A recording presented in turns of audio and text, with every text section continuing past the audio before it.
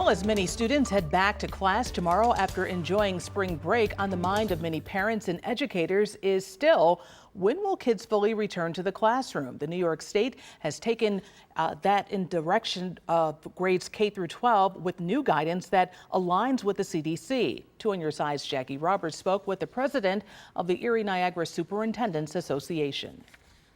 Claudine, we spoke to Mike Cornell, who's also the superintendent of the Hamburg Central School District. He says a main takeaway is that districts should be able to bring elementary school students back fully at a 3-foot distance and with masks.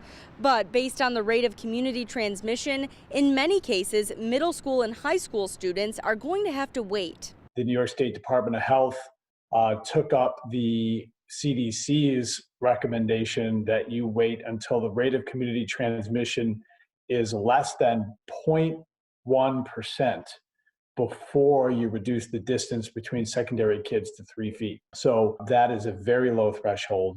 Cornell says districts will likely need clarification from the state to help explain that threshold for secondary students. He explained the guidance also requires districts include stakeholders in the planning, which is something many schools across the region had already been preparing for. While we're disappointed that the secondary students can't come back 3 feet in a mask like the elementary students can, we're really excited for our youngest learners to come back to us every day.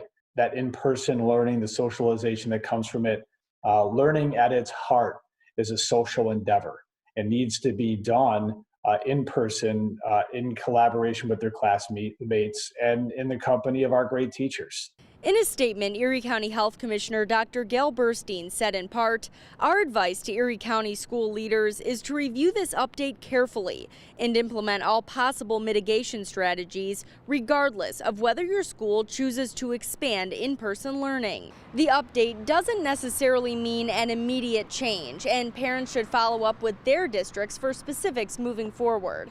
For more information on the state's guidance, you can find a story up now on WGRZ.com. Jackie Roberts, Channel 2 News.